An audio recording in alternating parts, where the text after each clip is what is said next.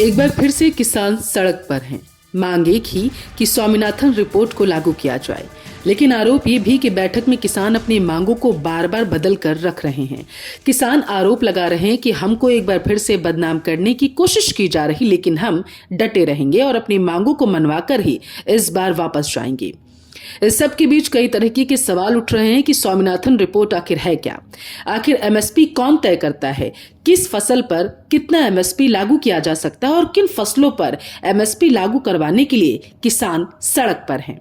ऐसे ही तमाम सवालों के जवाब आज हम आपको इस वीडियो के जरिए देंगे, लेकिन उससे पहले जल्दी से आप हमारे YouTube चैनल को सब्सक्राइब कर लीजिए, क्योंकि ऐसी ही जानकारी से भरी वीडियो मैं आपके लिए लाती रहती हूँ। कहीं आपसे हमारी कोई भी वीडियो छूट ना जाए। साथ ही अगर आप हमारी वीडियो फेसबुक पर देख रहे हैं तो बेबाक पल्लवी को लाइक और फॉलो करना बिल्कुल ना भूलें। आइए वीडियो को आगे बढ़ाते हैं। किसानों की ओर से की जा रही सबसे प्रमुख मांग न्यूनतम समर्थन मूल्य यानी कि मिनिमम सपोर्ट प्राइस एमएसपी की गारंटी से जुड़ा हुआ कानून है। यहाँ पर आपको बताते चले कि न्यूनतम समर्थन मूल्य या फिर एमएसपी कोई नई अवधारणा नहीं है। सबसे पहले इस बात को समझना होगा कि एमएसपी का प्रावधान किसानों के हित के लिए कई वर्षों से है। वर्तमान में भी केंद्र सरकार 22 फसलों के लिए एमएसपी का निर्धारण करती है। गन्ना के उचित और लाभकारी मूल्य को मिला दें तो फसलों की संख्या 23 हो जाती है। गन्ना को छोड़कर इनमें 16 खरीफ, 6 रबी और 2 नगदी यानी कि कॉमर्शियल फसल हैं। किसानों को एमएसपी से क्या मिलता है? आम लोगों के लिए यह सवाल हो सकता है कि जब सरकार पहले से ही एमएसपी का ऐलान करती है तो फिर किसान इसको लेकर कानून की मांग आखिर क्यों कर रहे हैं? न्यूनतम समर्थन मूल्य किसानों को उनकी उपज की कीमतों को लेकर एक प्रकार की गारंटी के समान है। यहाँ पर एक पेच है। एमएसपी ऐसी गारंटी राशि है जो किसानों को तब दी जाती है जब सरकार उनकी उपज खरीदती है। इसका मतलब यह हुआ कि किसानों को एमएसपी तभी सुनिश्चित हो जाता है जब खरीद सरकार स्तर पर की जाती है। सरकारी मंडियों में, बाहर के बाजार में यानी कि खुले बाजार में किसानों को अभी एमएसपी की गारंटी हासिल नहीं है।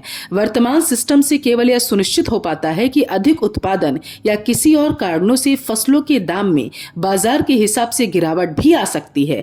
तब भी सरकारी खरीद में किसानों को एमएसपी जरूर मिलेगा। एमएसपी की गारंटी को लेकर देशव्यापी कानून बन जाएगा। उस परिस्थिति में चाहे सरकारी खरीद हो या निजी बाजार में खरीद हो, किसानों को उनकी उपज का न्यूनतम समर्थन मूल्य मिलता रहेगा। क्या एमएसपी पर कानून बनाने से सरकार को होगा घाटा?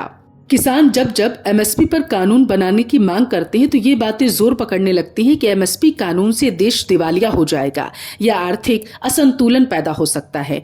यह भी दलील दी जा रही है कि सरकारी खजाने पर 10 लाख करोड़ रुपए का अतिरिक्त बोझ पड़ सकता है।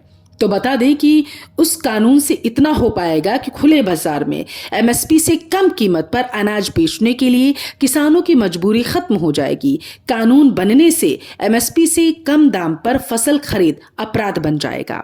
समझिए स्वामीनाथन आयोग और C2+50% फॉर्मूले को। A2+FL लागत के ऊपर 50% लाभ जोड़कर सरकार एमएसपी का निर्धारण करती है। स्वामीनाथन आयोग ने न्यूनतम समर्थन मूल्य तय करने के लिए C2+50% फॉर्मूले को लागू करने की सिफारिश की थी। इसके मुताबिक C2 लागत के ऊपर 50% जोड़कर एमएसपी तय किया जाना है। किसान संगठन गारंटी कानून में इसी फॉर्मूले के तय एमएसपी का निर्धारण चाहते हैं। एमएसपी के निर्धारण में 3 टर्म आते हैं जिसको समझने की जरूरत है। एमएसपी का निर्धारण करने वाला आयोग इस दायरे में आने वाले हर फसल के लिए राज्य और अखिल भारतीय औसत स्तर पर 3 प्रकार की उत्पादन लागत का अनुमान लगाता है। इसे A2, A2+FL और C2 के रूप में जाना जाता है।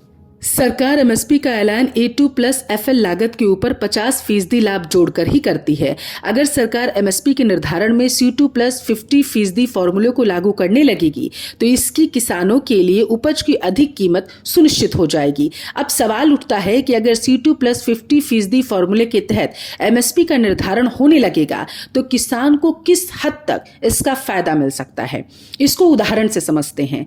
तो फिलहाल वित्तीय वर्ष 2023-24 के लिए धान ग्रेड ए का एमएसपी 2203 रुपए प्रति क्विंटल है, ऐसा मान लेते हैं। वहीं इस अवधि में गेहूं के लिए एमएसपी 2275 रुपए प्रति क्विंटल हुआ। अगर स्वामीनाथन आयोग के बताए फॉर्मूले के तहत एमएसपी का निर्धारण होने लगेगा तो गेहूं और धान के मामले में किसानों को प्रति क्विंटल तकरीबन 500 से लेकर 1000 रुपए और ज्यादा मिल सकता है।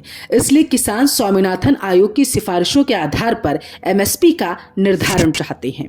राजनीति का आप खेल देखिए। स्वामीनाथन आयोग की आखिरी रिपोर्ट आने के बाद 7.5 साल सरकार में कांग्रेस रहती है।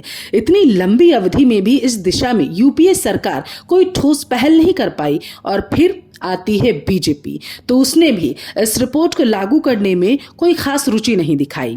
इसमें कोई दो राय नहीं है कि इस रिपोर्ट को लागू करने में दोनों ही सरकारों ने ढुलमुल रवैया अपनाया, लेकिन अब जो कांग्रेस किसान हितैषी बन रही, उसे देश की जनता के सामने यह भी खुलकर बताना चाहिए कि आखिर वो कौन सी मजबूरी रही थी जिसकी वजह से यूपीए सरकार रिपोर्ट मिलने के 7 साल तक इस मसले पर चुप्पी साधे और हाथ पे हाथ रखे बैठी रही। वीडियो में दी गई जानकारी अगर अच्छी लगी हो तो कृपया करके शेयर और लाइक जरूर करें। जय भारत।